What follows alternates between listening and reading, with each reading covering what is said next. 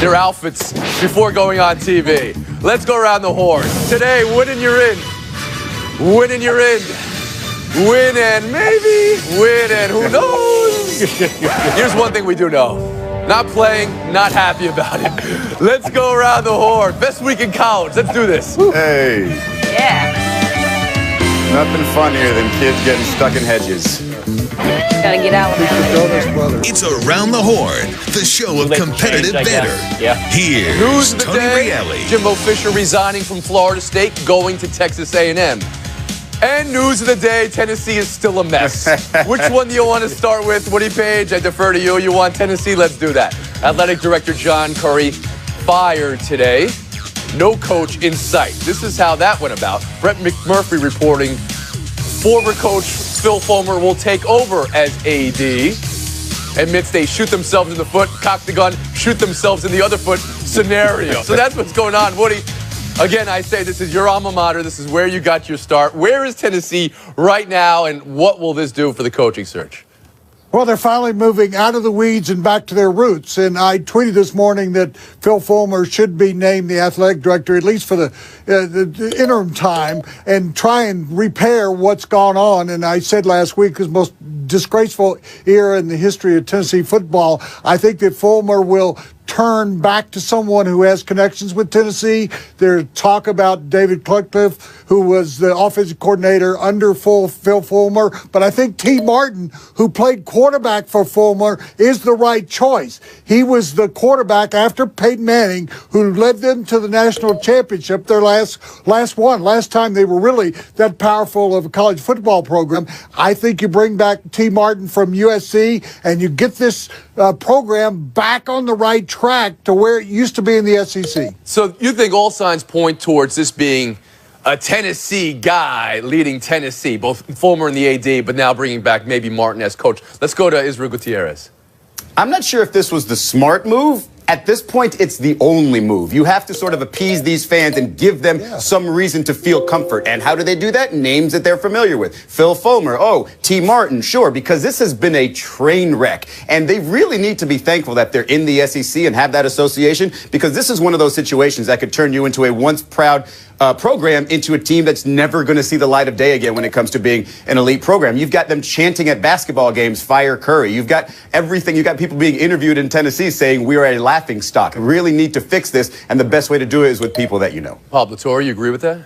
Well, I don't know if they have a choice at this point. I mean, if they have decided that Phil Fulmer is in any way the guy to lead them out of the desert and back into another desert that they're probably a little bit more familiar with, which is comforting on some level to Israel's point, the reality is, who else is going to want that job outside of one of Phil Fulmer's really good friends? Like, if you're watching all of this unfold and you see that since 2009, as Matt Norlander at CBS pointed out, they've had 6 football coaches, 4 basketball coaches, 4 ADs, and now this palace intrigue bringing back this figure from the past. Why would anyone who's not a friend of Phil Fulmer want in on this? And so, yeah, they have not much of a choice other than to get one of those guys. And good luck with that. It's just not going to be one of those high upside moves. It's something that'll make you feel a little bit warmer than you did before. And Kay Fagan? Yeah, but at least potential candidates will see that there is a change and there is someone new in there as opposed to everything that had been happening over the last few months. So at least that would give them some reprieve about thinking, okay, perhaps things are changing into a new direction here. Now, if I'm Phil Fulmer, I actually want to maybe call a slight timeout here, because I know all we're talking about is football, but he is now the AD of an entire collection of college sports teams. And when Tennessee was its best, they were good at a lot of things. And there seemed to be a culture in there. And now I'm talking about the 90s among a lot of the programs in Tennessee that was distinct from the one that we have now. So if I'm him, I call a quick timeout. I actually reevaluate across all of my teams before I want to know who I want to bring in as a football coach who will mesh with all of that. Does Tennessee have that type of time? I guess we're hearing about the recruiting that's going on right now. Early recruiting, as it is done, Israel Gutierrez in the next 2 weeks. You know what also makes you feel slightly warmer, Pablo? Urinating on yourself. And I do believe that Tennessee could have bungled this so much that it's not fixable but with Phil Fulmer, because as Kate said, there's an entire program here, and they're bringing this guy to fix the football program, but he's the AD, so they might have messed this up still. No.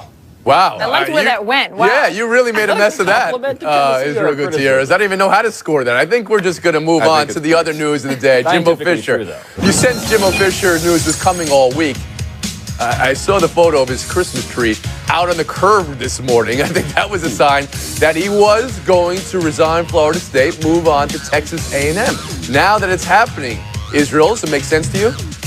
Oh, it makes sense to me if I'm Jimbo Fisher. If you look at the landscape of football in Florida, first of all, you got Miami seemingly back on the rise. You got the Gators resetting their program. You've got great coaches in Scott Frost here. You got USF over there. And all of a sudden he's looking at, $7 million in Texas where there are as many good recruits as there are in Florida. And I don't have to follow up what Bobby Bowden did. I'm out of here. Pablo Torre, that how you see it?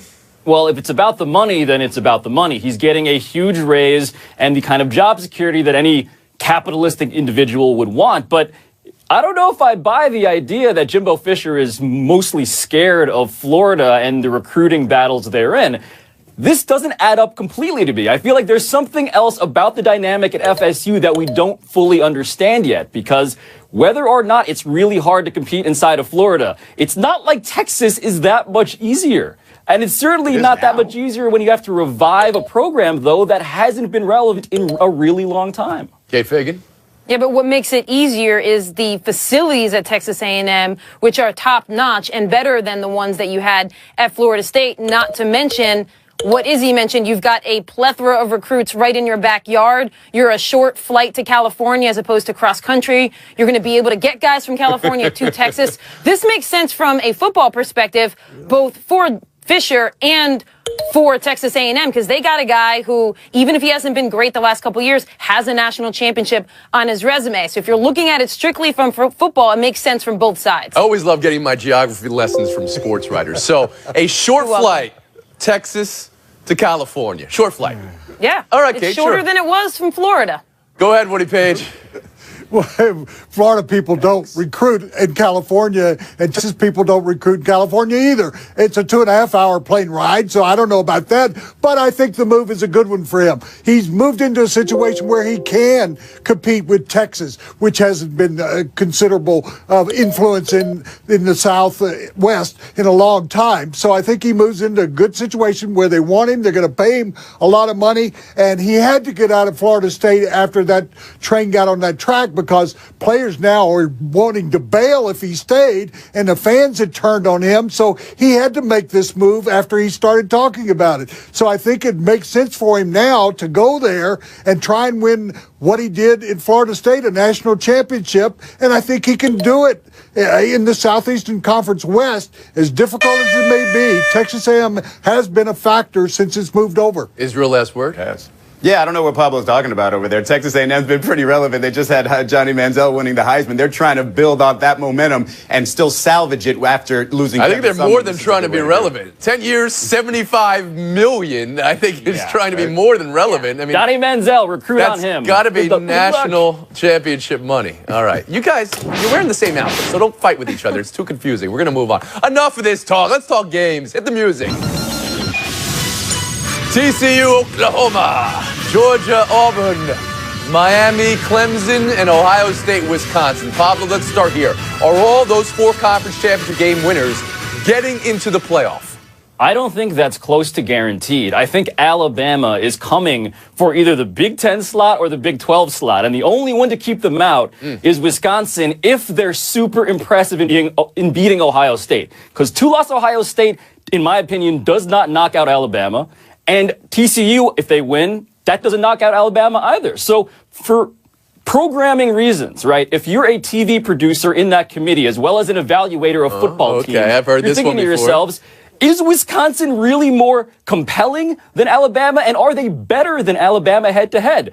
In my opinion, Wisconsin So you would needs to put show a lot Alabama more with to one prove that. loss over Wisconsin, undefeated, and having just beaten Ohio State, number 8 team in the country. Number 65 as it stands in strength of schedule. And if you're telling me that Wisconsin's a better team than Alabama, I will refrain for politeness from laughing in the face of the person I will tell you that they have a better resume if they're undefeated. Let's go to Kate Fagan here after Pablo Torre. I'm going to give you some points for making the argument, but whether you proved your opinion to Kate, we'll see. Yeah, well, this is the problem, is we have the same discussion in the college football playoff that we do when we talk about the MVP in the NBA. We get into the semantics discussion about is it the most deserved or is it the absolute best teams? Because if you're looking at college football, Pablo's right. The best team is still Alabama. You can't tell me anybody wouldn't say on a neutral field, Alabama versus Wisconsin or Alabama versus Miami or Alabama versus Georgia. And they wouldn't think that they're going to pick Alabama to win that game. So the College Football Playoff Committee has a really tough choice about what it is going to value after this weekend. I think if Ohio State wins and beats Wisconsin, I think Alabama's in. Obviously, TCU, if they win, they help out Alabama a lot because I don't think TCU is getting in no matter what. So there are all kinds of scenarios still at play here where Alabama is making that top 4. There's all types of scenarios in this show. One of those scenarios is Pablo or Kate didn't see Alabama versus Auburn last week. Go ahead, Woody Page.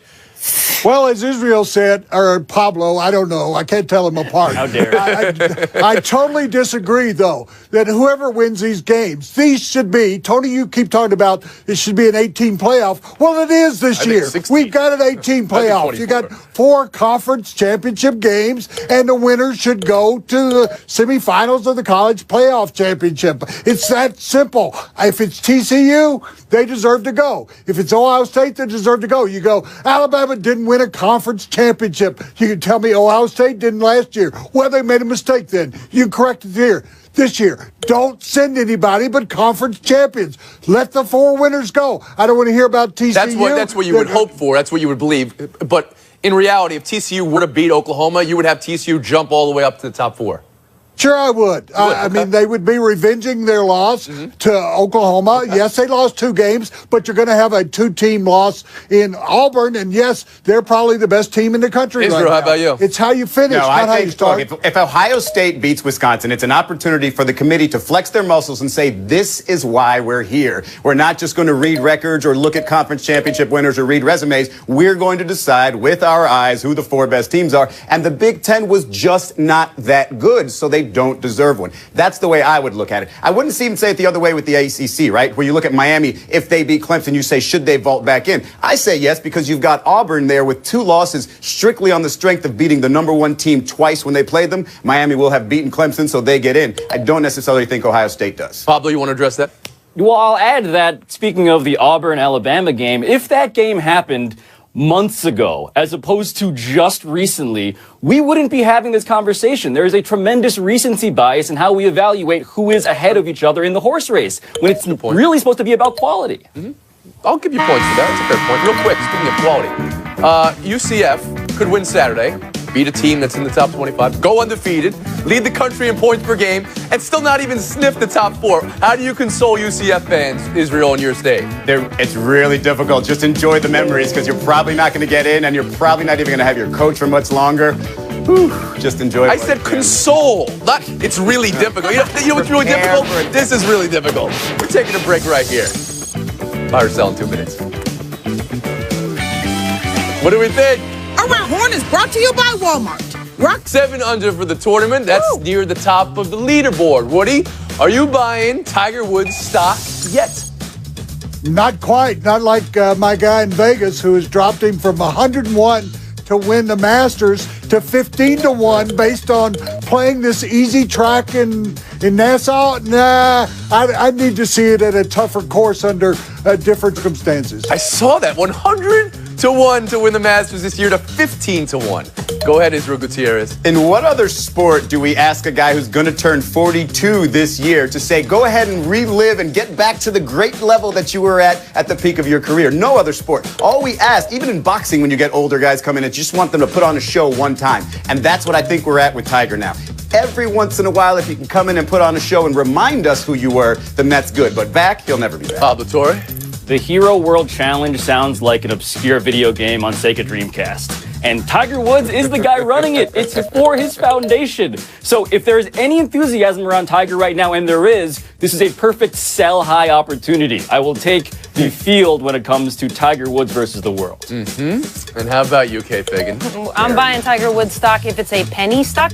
But if I have to buy baked into it part of the old Tiger Woods cost, part of his previous company, then I'm not. But I'm all for the long shot. If he'd stayed at 100-1, I'd be all about it. But I'm not paying that premium price for Tiger Woods.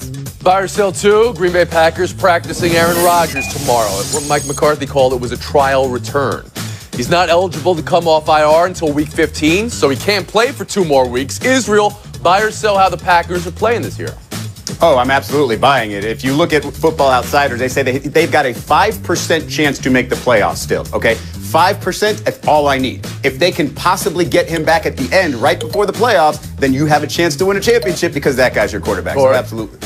But hold on, 5% sounds promising, but the goal of the Packers is not to get a wild card game, it's to win titles. And so if that 5% chance jeopardizes Aaron Rodgers' long-term health, that is a huge problem. So I would urge an abundance of caution for them. Okay, Fagan. Yeah, because the two opponents coming up after he would be back on the roster would be Carolina. They have 32 sacks. Then Minnesota, they have 30 sacks. So you're talking about two teams that really get after the quarterback, and you've got Aaron Rodgers out there with a recently fixed shoulder. It just doesn't seem like a great recipe right now for the Packers. Woody Page. I'm going with Kate, not the guys that are members in a boy band. If they were to win the next 3 games and place themselves in a position, wouldn't you want to continue to go with the quarterback that won 3 consecutive games? No, you don't go back to him. You don't risk him. They're not going to be in a situation to win anyway. Buy or sell 3. Question, who is shooting better from 3 this year? LeBron James or Steph Curry? Anybody? LeBron James. LeBron James. 43-37. Kate was loudest. Pablo was most bothered by the question. He gets the point as well. Thank you. Had people asking if LeBron is going to be in the three-point contest this year. He says no. Here's how he said it. Not when I could spend a Saturday night at home with my family. Games in Los Angeles this year, where his family lives. Pablo, should LeBron feel obligated to attend these events?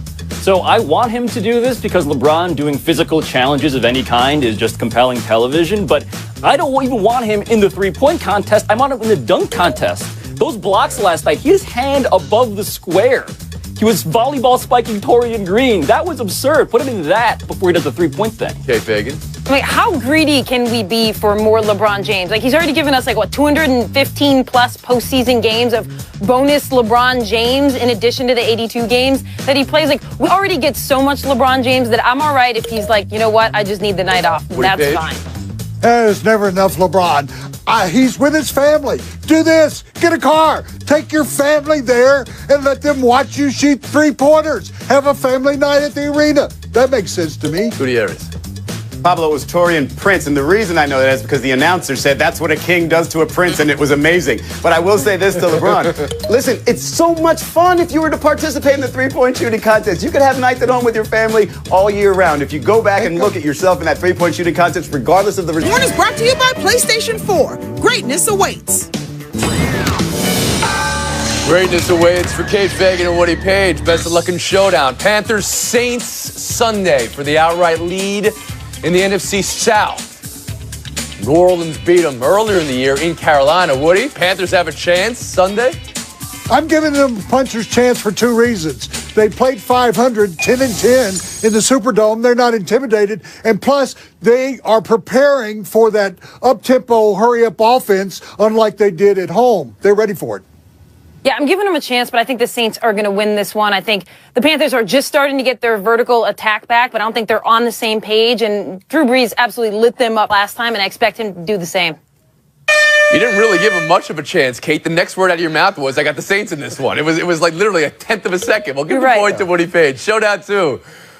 All the smoke around Giancarlo Stanton to the Giants. John Heyman reported San Fran's willing to take some, if not all, the $250 million Stanton is owed. Kate, should Giancarlo waive a no-trade clause to play for the team that had the worst record in baseball last year? Yeah, I feel that when you incorporate a no-trade clause into your contract, it is actually for the sole reason of when you might get traded to the worst team in baseball, you can say nope. So that's what I think he should do here is say no. Of course he wants to go there. This is the 7th highest salaried team in baseball. They've won World Series. They can do it again. They're going to spend money not only to bring him in, but they're going to be back on top soon. They may have had the worst record in baseball last year. I don't think they're the worst team in baseball, that's for sure. Page, points, FaceTime. Breaking news on Around the Horn for all you people, not only in Colorado, but all of you people that come to Colorado for recreational purposes, and you know what I'm talking about, skiing and all of the great things that go on in Colorado. In-N-Out Burger is joining us in Colorado. This will be the 6th state in the country. Everybody loves In-N-Out Burgers. I can't wait for a double animal style. So I just want all of you to think about moving to Colorado because now we've also got In-N-Out Burger. Oh, all right, Woody Page. Love the What skill about there. you, Whataburger? I'm booking Tonight my in Washington, Great D.C., hiking. Special Olympics, Night of Trees game. Where are my Special Olympic athletes? Can't wait to see you guys tonight. We're on a 71.5-hour break. We'll see you guys on Monday. Stay around the horn. Happy Hour is presented by Sky Vodka. Please drink responsibly. Pardon the interruption, but I'm Mike Wilbon. Tony, a British newspaper conducted an interview with a sex robot. Tony Kornheiser, funny. I don't remember even giving an interview. Okay, that is so cheesy. It's so cheesy. What's wrong with that? It's awful. I thought that was pretty funny. Sex robot. Like you didn't get one at half price on Black Friday? Like you didn't do that? I waited till Cyber Monday. Completely ridiculous. Of course you have. Welcome to PTI, boys and girls. In today's episode, Cowboys win, Jimbo Fisher leaves, and Tennessee gets even messier.